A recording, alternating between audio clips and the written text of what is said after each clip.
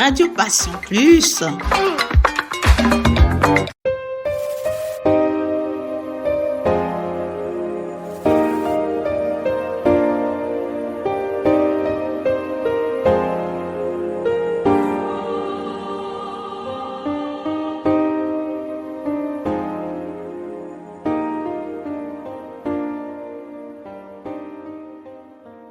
Chaque 25 novembre est célébrée la Journée internationale pour l'élimination des violences à l'égard des femmes. Symbole des inégalités femmes-hommes, ces violences sont multiples. Elles sont physiques, sexuelles, verbales, psychologiques ou encore économiques. Ces violences se manifestent partout, sphère privée, publique, scolaire, professionnelle. Elles se sont étendues à la sphère numérique avec le cyberharcèlement.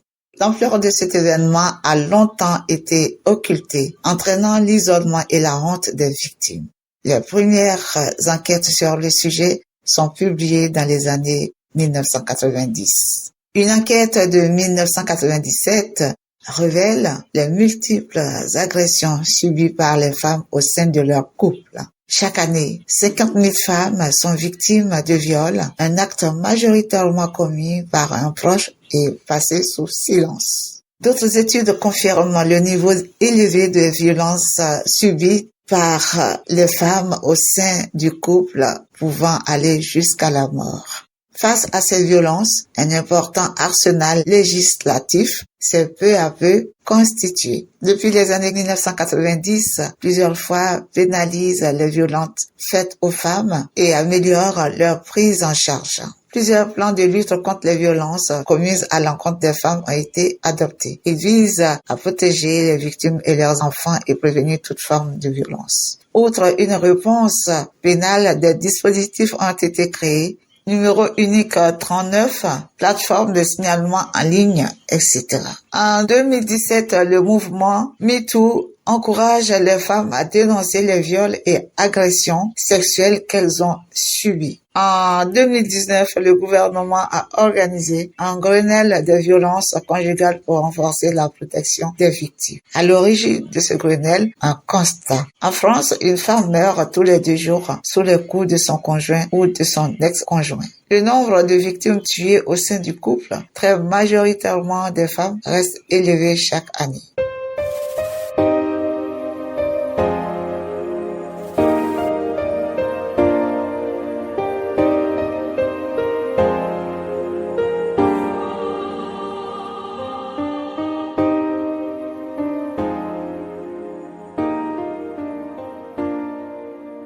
Docteur Aurore et Docteur Sophie nous expliquent comment ces femmes victimes sont prises en charge dans cette structure. Je suis Aurore Desbancs, médecin coordinatrice au sein de l'unité violence à la Maison des Femmes de Saint-Denis. Bonjour, je suis Sophie Tellier, je suis médecin légiste et responsable de l'unité violence et de l'unité Coralis à la Maison des Femmes de Saint-Denis. Aujourd'hui, il y a beaucoup de collégiens qui sont venus. On leur propose une présentation de ce qu'on fait à la Maison des Femmes. Ça permet de discuter de sujets autour des violences qu'on traite à la Maison des Femmes, des questions de sexualité, donc de santé sexuelle, d'IVG.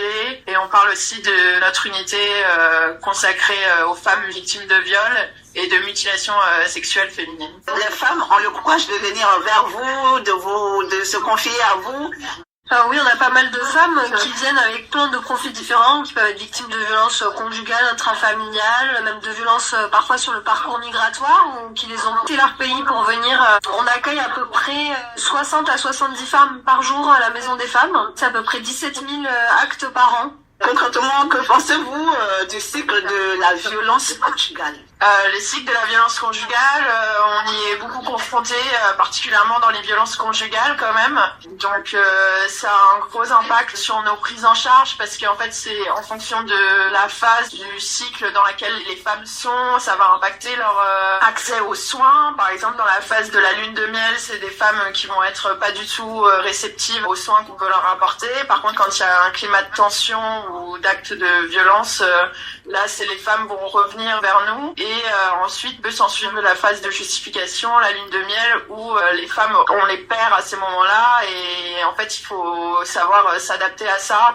Donc ça fait nous on a beaucoup de consultations qui sont non honorées, où des femmes ne viennent plus pendant un moment et il faut savoir accepter ça.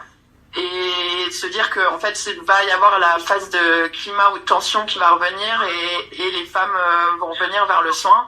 Après on a violent quand les femmes arrivent vers nous, c'est généralement que le cycle de la violence est vraiment parfois assez installé et qu'il n'y a plus que le climat et de tension et violence. Donc c'est des moments où elles sont plus réceptives aux soins. Mais c'est vrai que les femmes font parfois beaucoup d'allers-retours avant de quitter définitivement leur conjoint. Vous les orientez vers d'autres structures spécialisées. Après, vous avez d'autres partenaires vers qui vous les orientez. On a beaucoup de choses à la Maison des Femmes. On a cette chance. On a une assistante sociale qui peut aider au niveau social. On a des permanences policières qui permettent qu'elles puissent déposer plainte à la Maison des Femmes. On a des kinés, ostéos, psychomotriciennes pour prendre l'aspect psychocorporel.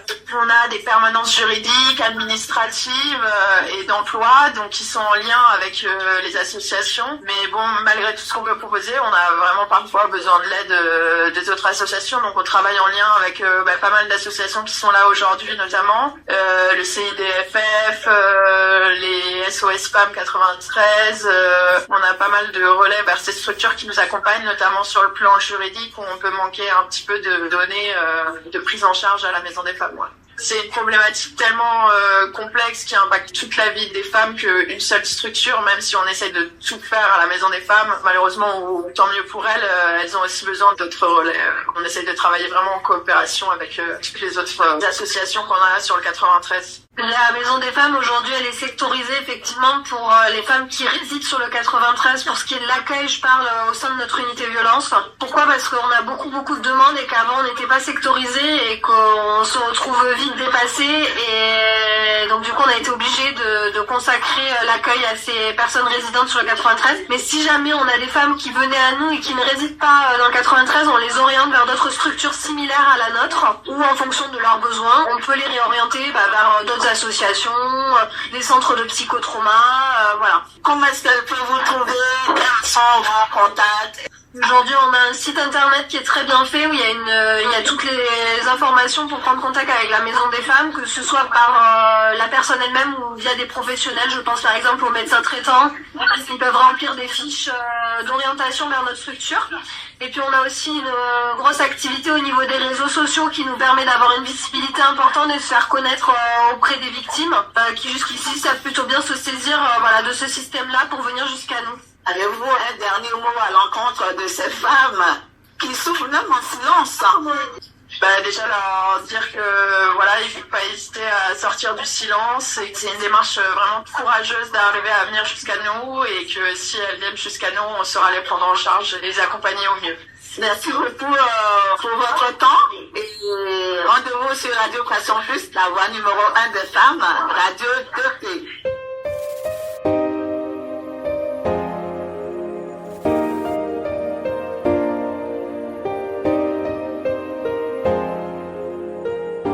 Il est évident que les violences faites aux femmes ne sont pas un phénomène isolé, mais un problème systémique qui touche tous les aspects de la société. Toutefois, il ressort aussi un message puissant d'espoir, celui de la résilience, de la solidarité et de la lutte constante. Chaque témoignage est un appel à la prise de conscience collective, à l'importance d'écouter, de soutenir et d'agir. Ces voix doivent résonner dans notre société pour que demain, nous puissions enfin dire plus jamais ça.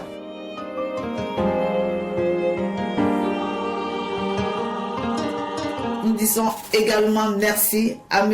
Benjamin Ruska avec ses collaborateurs aux côtés des femmes pour leur lutte. Merci à tous les organisateurs de cette journée internationale de la lutte contre les violences faites aux femmes et à très bientôt.